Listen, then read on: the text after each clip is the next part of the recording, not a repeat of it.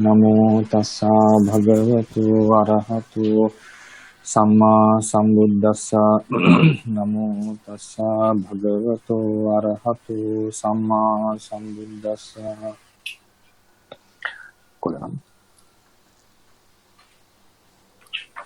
Good morning, everyone. Good morning, Bhante. Good morning, Bhante. So today we are going to start a new course. The course is named as The Fundamentals of the Theravāda Doctrine. This is mainly aiming regarding how to understand the teachings found in the Theravāda Doctrine. When I say the doctrine, it refers to, we know, Tipitaka, commentaries, and also the sub-commentaries of the Theravāda tradition, which was preserved for thousands of years, especially in the Sri Lanka. And as we know, there are various Buddhist traditions emerged time to time. Among them, Theravada is one of the sects. So this course is not to compare the Buddhist doctrines with each other.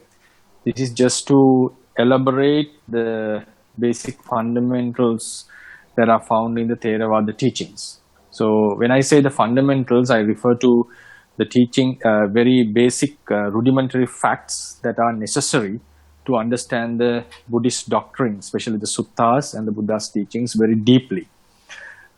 So when we explain a certain tradition, the Buddhist teachings have been explained, elaborated in various ways. That's why we have various schools emerged time to time during the phase of the history. So Theravada tradition has unique ways of interpreting the Buddha's teachings. They may differ from some other traditional explanations, like the tradition of the Sarvastivadins, the tradition of the Mahayanas, and so forth. So the Theravadians have their own unique way of explaining the teachings. So when we are discussing about the traditions, the fundamentals of the Theravada tradition, we Sorry, Bhante. Yes.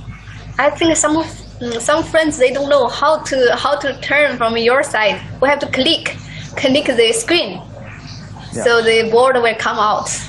Otherwise, they only listen like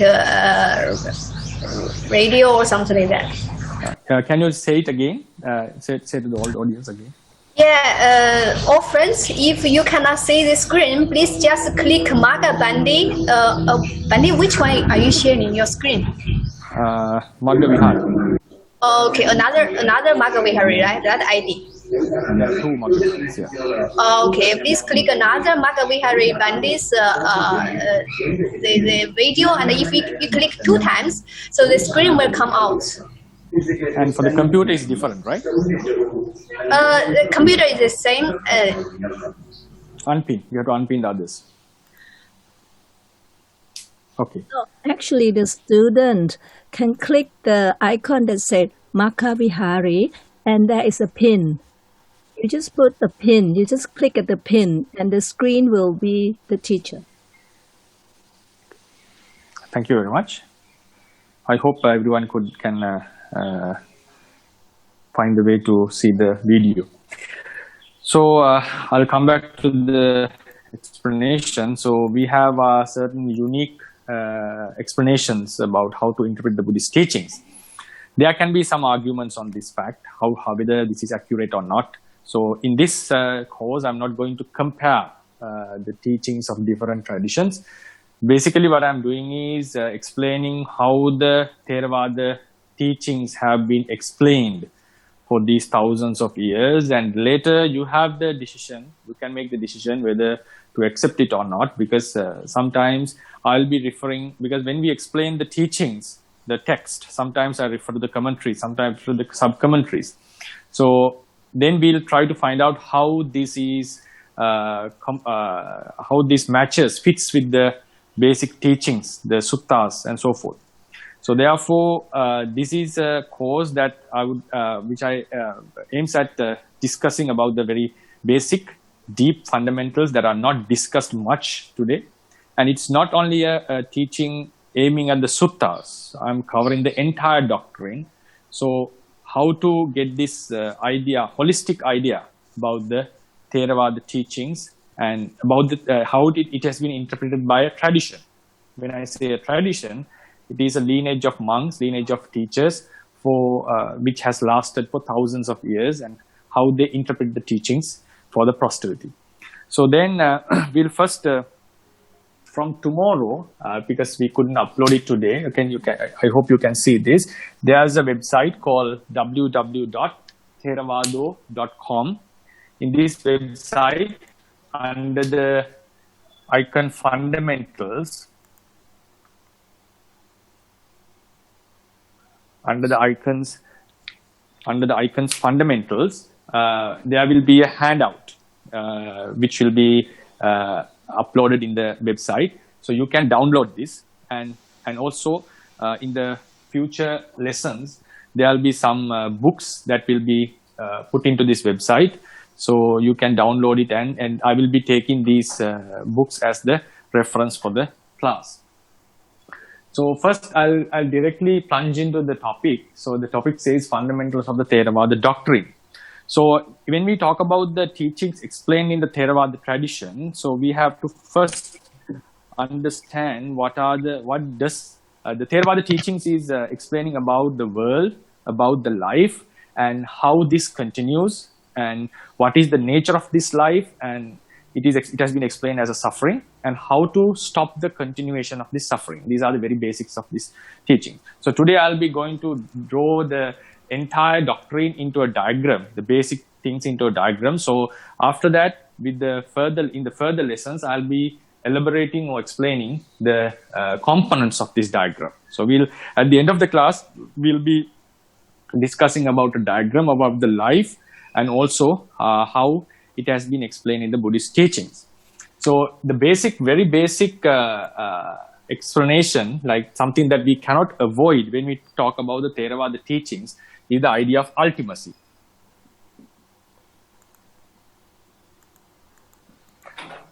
So idea of ultimacy means this is the explanation about what really exists.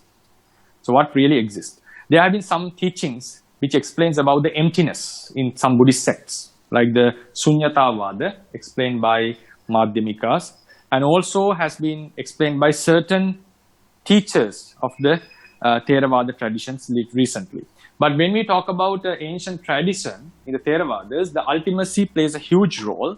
According to the Theravadins, there are certain natures that really exist. I'll repeat it again. There are certain natures that really exist according to the Theravada teachings. So we do not deny, or we do not expound the doctrine about an emptiness. There is a certain two types of emptiness explained in the Theravada teachings. One is the emptiness of suffering in Nibbana. That's the one thing. Emptiness of suffering in Nibbana. It doesn't mean that Nibbana is an emptiness. It is empty of suffering. And then we also talk about emptiness of a self. It means the realities that we experience is devoid of a self. I think you will have some questions to ask when I say so. So at the end of this class, like I'll be teaching for nearly 1 hour, and there will be a Q&A session afterwards. So you can raise the questions after we have done the lectures. So according to the teachings, the Theravadians are talking about a doctrine called ultimacy. According to them, there are certain natures that do exist. So we categorize these natures. Basically, we call one is a chitta in Pali, because the Theravada doctrine was taught in Pali. So if we render it into English, we come into a word called consciousness. Right? Then we come into another component called chetasika. We call them mental factors. That's how we translate it in English. And then we have something called rupa. Rupa is called matter. These are the basic three ultimate realities that we experience in the life. There is another reality called Nibbana, which is not related to the life, which is the freedom from the suffering that is going to happen. So these three elements, these three natures are considered as the very basic of a life. So consciousness, I'll come one by one. the consciousness means the act of knowing something. So this is, we call, it's not, if we explain it scientifically, consciousness has various explanations and it's not a fixed definition is there. But according to Theravadians, consciousness means a certain act of cognizing an object, knowing an object. So if we explain it further, a little bit detailedly, there are various things that we can know. If we take, these are the objects that we are supposed to focus. There are lots of thousands of objects in the universe. So at a time, we are focusing one object at a time. For example, if we take all these as objects, one time we focus at one object. For instance, we take this as the object, so we focus on this.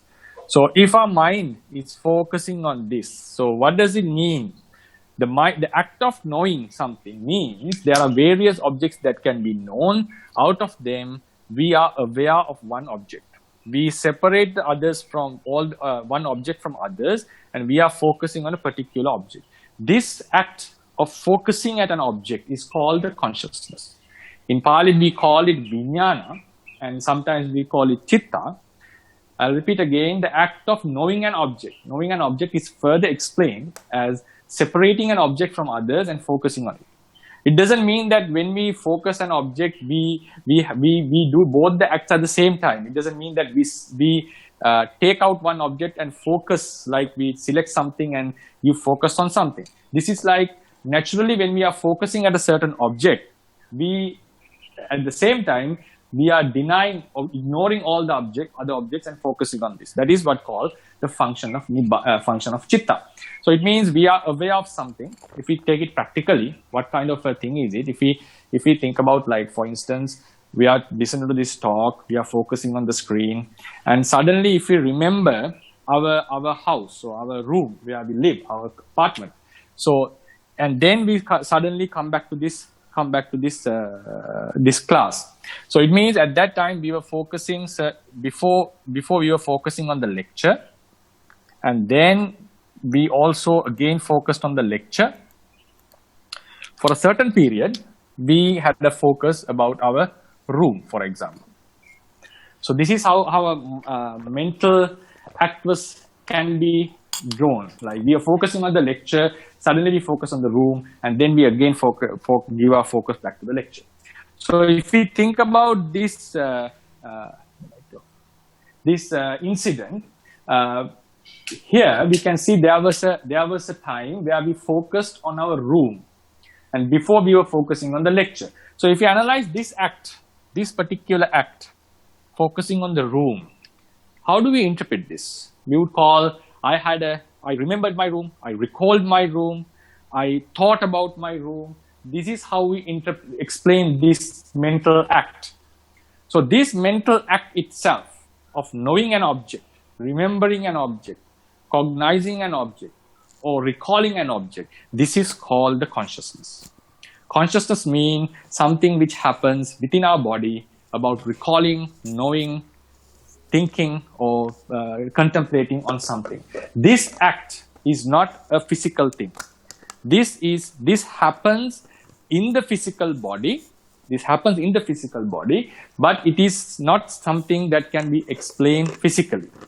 So therefore, this act is a mental act. We call it a immaterial sort of act. So according to Theravada traditions, scientifically we may have different explanations. So this consciousness is explained as an immaterial act of cognizing certain objects. So one object at a time. So this is called consciousness. So when the consciousness cognizes a certain object, there are some more immaterial acts which happens together with consciousness. We call them mental factors. For instance, we recall our parents. We recall an enemy afterwards. So in both the acts are the basic characteristic of focusing on an object. Like, we focused on our parents, and then we focused on a certain enemy whom we don't like, or who is trying to harm us. So in both the acts, when we are focusing on our parents, recalling on our parents, we normally have certain kind of loving feeling, affectionate feeling. And when we think about the enemy, at the same time, in the different act, we have certain kind of anger or dislike towards that person. So in both the acts, for example, if you think about focusing on the enemy, parents, and enemy. So in these both acts, the fundamental nature of cognizing an object is the same. That is same in both the acts. But there were different mixtures, different elements mixed with these two mental acts. In this act, we had love, we had compassion sometimes, we had an affectionating feeling, we had joy. But when we are focusing on the enemy, we had completely opposite sort of mental states. So if I draw it in another, because I think it's not visible there. If we talk, this is the parents and enemy. In these both acts, we had different mental feelings or mental emotions. So these feelings, these emotions that are connected with this consciousness. Consciousness means knowing a certain object. So together with it, there are certain mental factors which are bound with it. So these mental factors we call cetasikas. They can be attachment, sometimes it can be anger, sometimes it can be faith, it can be the effort, it can be eagerness, laziness. So there are various mental factors explained under the tradition of Theravada. So these are both of these qualities are called mentalities in our tradition, mentalities, because they are related to the mental acts. We in Pali call them nama. So if I repeat them again, consciousness or chitta is the act of knowing a certain object. Then cetasika or mental factors are the mental acts which are connected or bound with this consciousness. According to the tradition, consciousness can never appear alone. So they are all bound together. Traditionally, we call there are 52 types of mental factors and one type of a chitta. That is the normal explanation. One chitta doesn't mean that we are having one chitta for the entire life. Chitta or consciousness is something that arises and passes away. It as soon as it arises, it vanishes, but still the generation continues. So this, while it a momentary arise and pass away, they are connected with certain mental factors. And Sally, can you explain again? Because I can see in the screen, some participants are having difficulties about the screen. Can you explain it again? No, it's okay now. They already solved the problem. They already solved it. Yeah. Okay, right. Okay. But Bhante, I think your screen is not clear. Okay. You mean the light, is it? It's a little bit like a blur. We cannot see very clearly. Okay, light is on. Is it the same, still same? Yeah, I don't know other friends, but from my computer, when I see, it's not very clear. Okay, I'll try to write it. We also cannot see clearly, Bhante. Okay. You mean you cannot see the letters at all? Difficult to see. Some letters can see, but some are disappeared already. Okay. So these are the two. So I'll write it again then.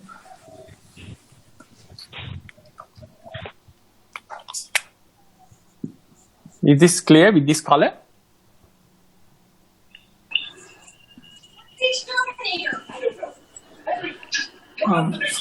Swamin Wahansa, I think, is this the webcam are you using in your computer?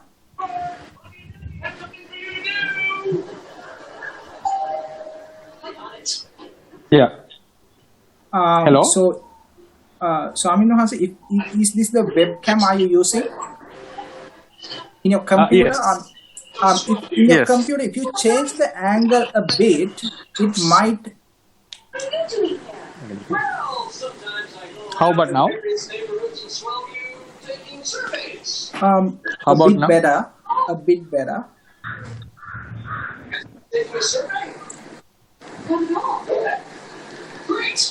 How about now?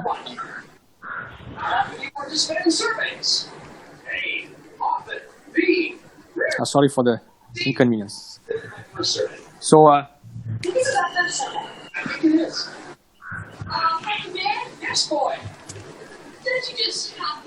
can you see it now? Is it clear? Yeah. There's still some blurriness. Oh, Yeah, so I think better if you can lift the computer little bit up. Little bit Computer up. product, yes. Parallel where it's too down. Is it okay now? And take it bit closer to the screen. And then take it to more closer to the board. Okay, come on. පොඩ්ඩක් උසලා කිට්ටු කරන්න ෆයිනාන්ස් screen එකට.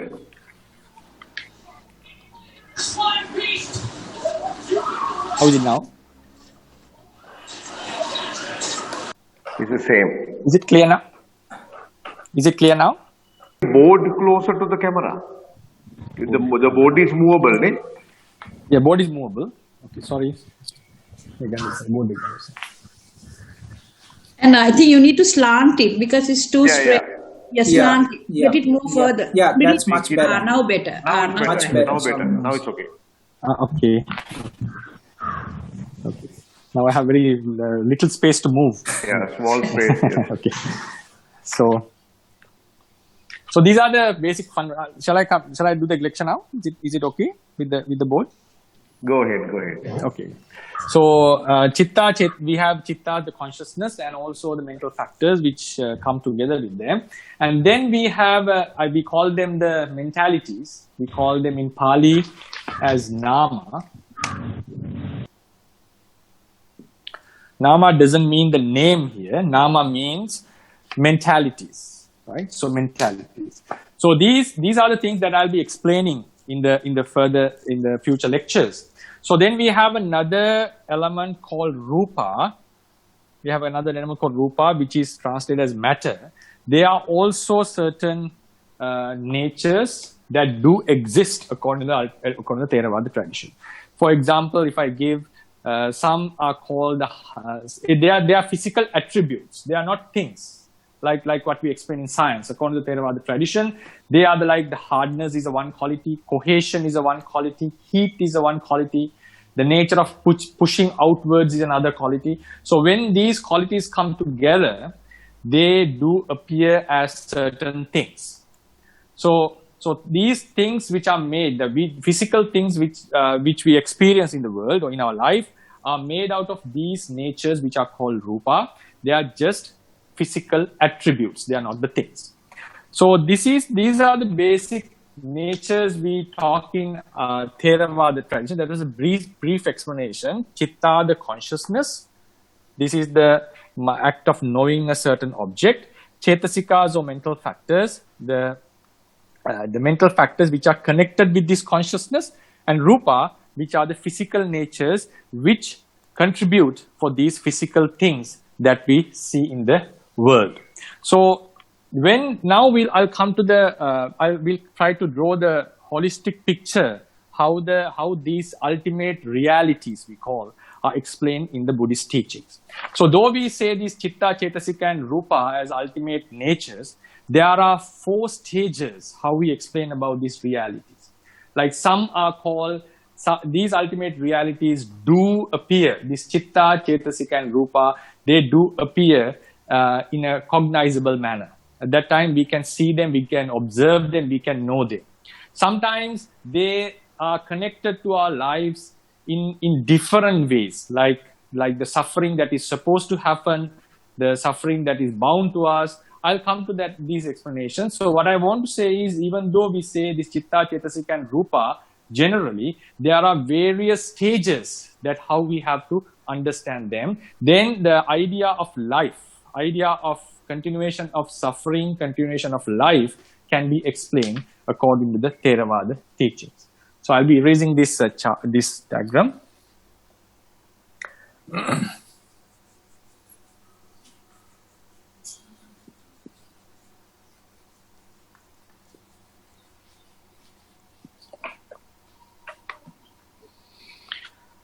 So this reality, the chitta and consciousness, chitta and chetasikas, I'll be using the Pali words, chitta and chetasikas. It means the consciousness and mental factors. Is it clear? Is the board is clear, or is it still having the same problem? Yeah, it's Now it's much better, much better. Please continue. Better. Bhante, if you could bring the camera a little bit higher, we could see your face a little bit better. Just a little. Okay, make it outside.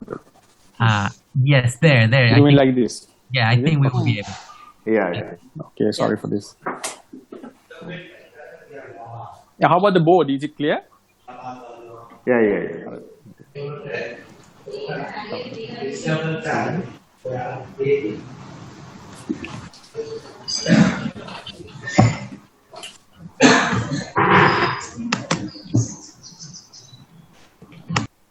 I hope it's better now. Okay. So these chittas and chetasikas, they appear together. It means they appear in clusters. In one cluster, we have one consciousness, but various mental factors. These clusters in Pali, I'll be using certain Pali words for the easiness. We call it chittupada. In English, we can call it mental clusters.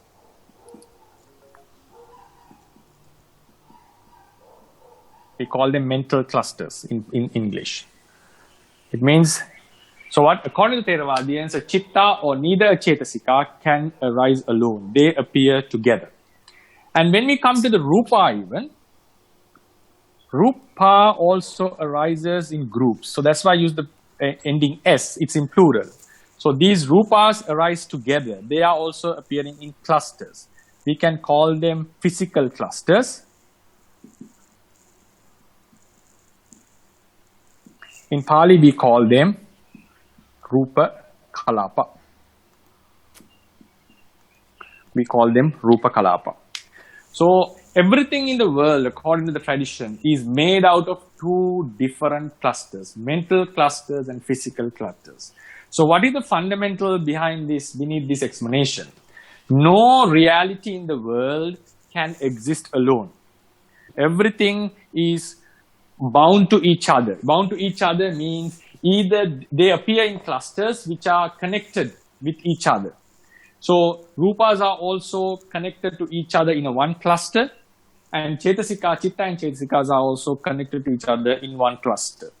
So nothing in the world, according to the tradition, appears alone. They are always connected with some other realities during their existing phase. That is a very basic fundamental.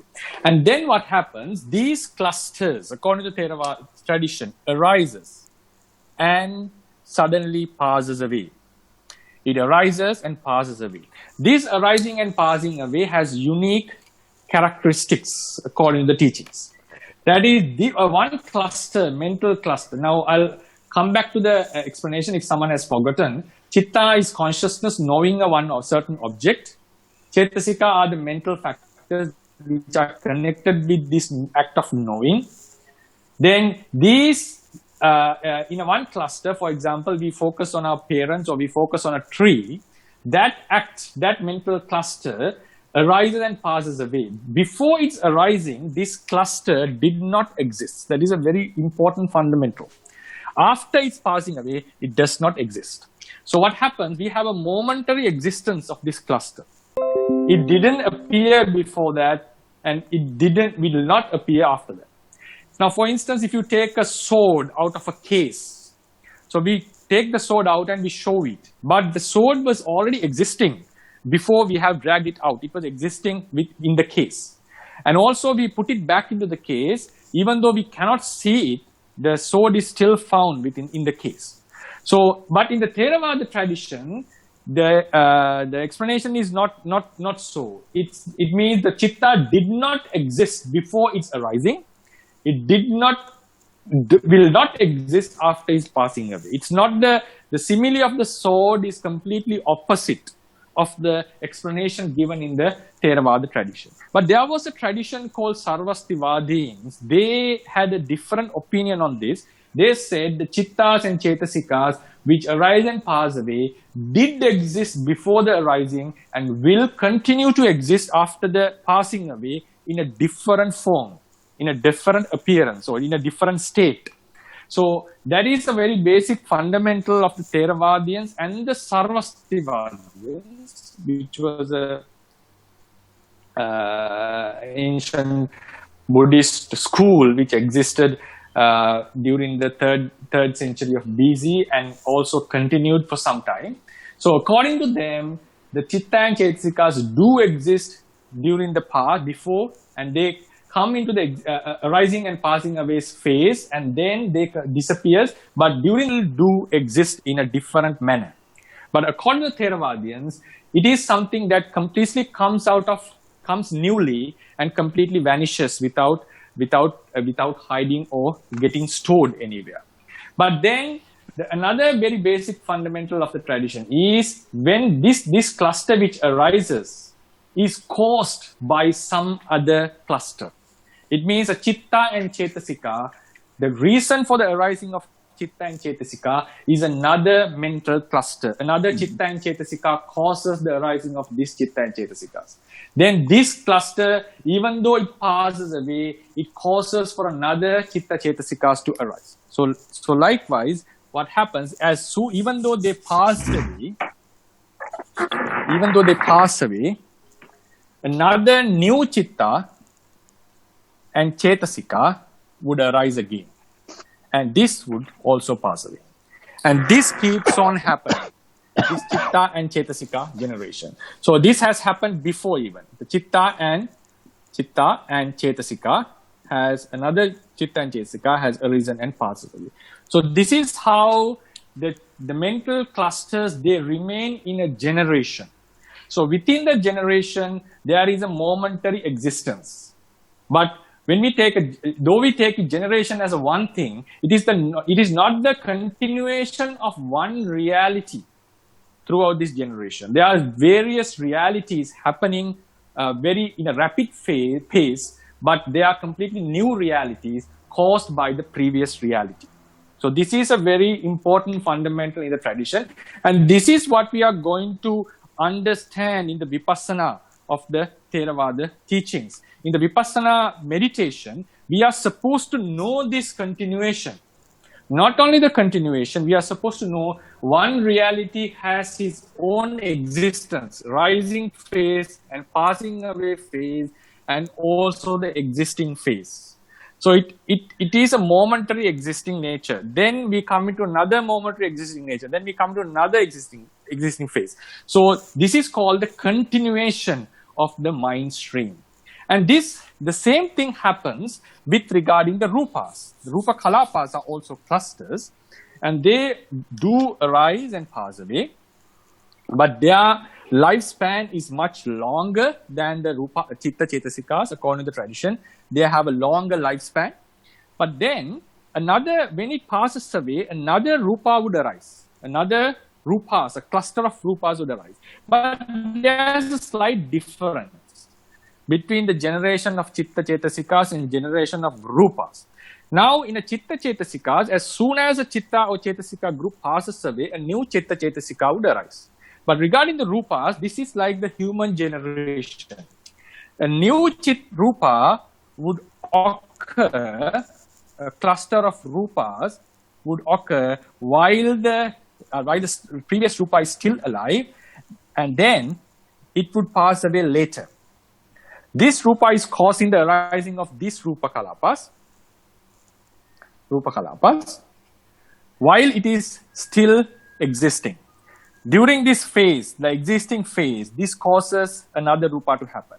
The same thing happens. This rupa would cause another rupa kalapa to occur while it is still happening. But still there is a generation going on. The difference of this generation is this in the mentality generation, the daughter mentalities are caused by the mother mentalities immediately after its passing away. How they are related, they will be explained later. There are explanations on the Theravada teachings, how to explain this continuation of generation. Regarding the rupas, before the rupa passes away, rupas cause other rupas to happen, and they passes away slightly later. And these rupa kalapas cause another rupa kalapa to happen. So it is happening like the children are born while the parents are still alive, and the generation still continues of the human race. So likewise, the Rupa generation is slightly different. So, but anyway, when we are talking about the suffering of the life, we don't emphasize on these two slight differences. So what we generally say is the Chitta Chetasikas continue one after another. Rupas also continue one after another.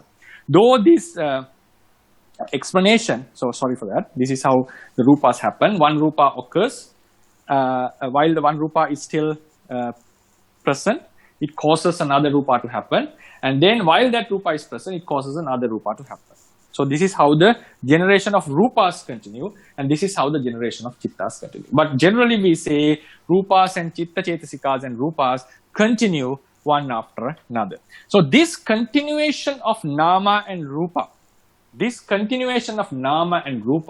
is considered the suffering according to the Buddhist teachings. This continuation of Nama and Rupa is considered the suffering according to the Buddhist teachings. So why is that? Because as long as these Chitta Chetasikas and Rupas are continuing, we are encountering the suffering of birth, suffering of aging, suffering of dying, and various others, lamentation, despair, and all these sufferings are found because of the continuation of these Nama and Rupa.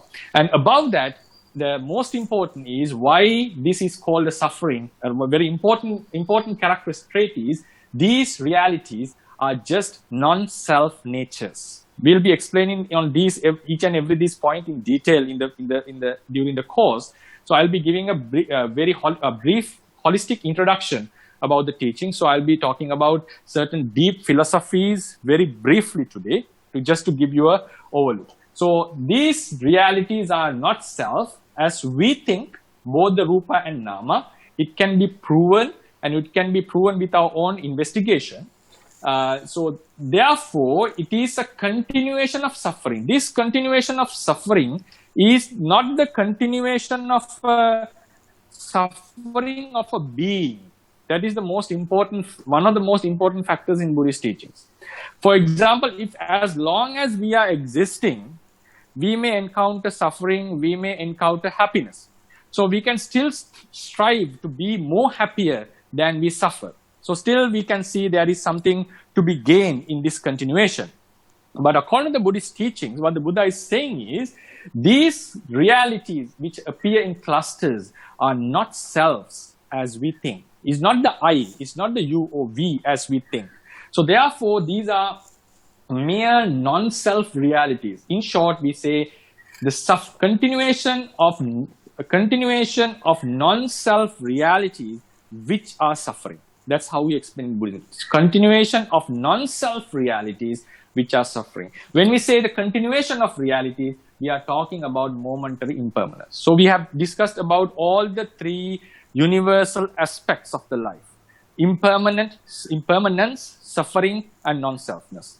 So impermanence comes because there is a momentary rising and passing. Each and every reality has a momentary existence, and these continuation and these realities are non-self. They are not the self as we think, and then their continuation brings immense of suffering marked by jati, jara, marana, birth, aging, dying, and various other suffering. So according to the Buddha's understanding, rebirth after life means it's a continuation of non-self realities which are suffering and also which are impermanent. So this is what the generations means. So then we will draw this diagram more simply. So if we take, this is the continuation of chitta. One chitta arises, one chitta passes away, another chitta arises, another chitta passes away. This is the continuation of chittas. And then together with it, we have another generation called Rupa. Generation of Rupa arise and pass away. But there's a slight difference in how the generation is continuing, as I explained. But we ignore that part. We are just saying the generation of Nama and Rupa is happening. So then, this Nama and Rupa, now we are coming to another very deep philosophical aspect. All this will be detailed, having reduced to different parts in the further lectures. So here, this continuation of life would end sometime at one point. This point is called the death, which the beings fear most. So this, after this death, now this continuation of Nama Rupa, this will end here. This would end here. So what happens? According to the Buddhist teachings, this generation of Nama and Rupa is not going to stop at the moment of death. This generation, these two generations are going to continue. So what happens? After death, new Chitta and Cetasikas would continue.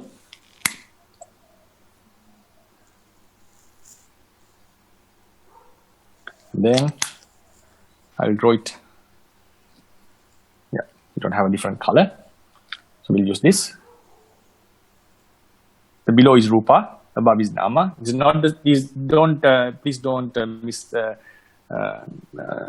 make them the same.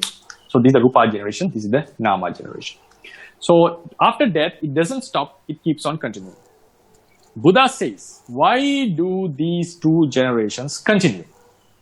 To your extra knowledge, I would say the generation of Nama, we consider it as the same generation. Generation of Rupa, we normally say this Rupa and this Rupa in the two lives have no such connection, but the Nama has a certain connection.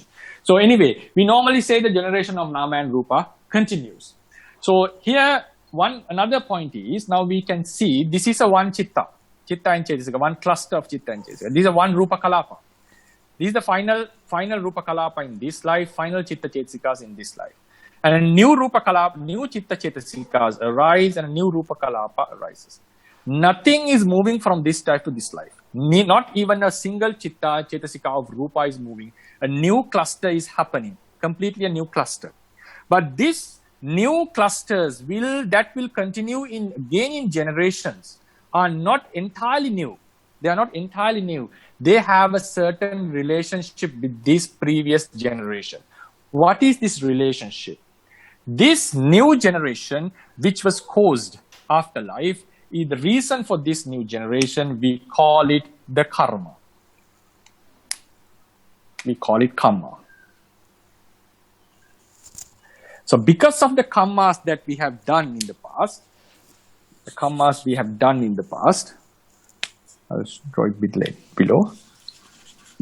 The karmas that have been done in the past causes this new generation to happen. So karma is karma plays a huge important role. Karma means, what does it mean by this karma? Is it apart from these Chitta and Cetasika generations? Karmas are done in this generation. For example, someone do a karma here. If we think this is a Chitta that we do the karma, it passes away. Another Chitta arises, passes away. What happens? As long as we are not completely liberated as Arahants, there is a certain energy that is going to remain in our mind stream. We call it the force of karma. That karma force will follow our mind stream. That is what the Buddha mentions. Tato nang dukkha manveti. The evildoer, the karma will follow the evildoer. The karma will follow the person who do the good things. So this karma force will follow the mind stream.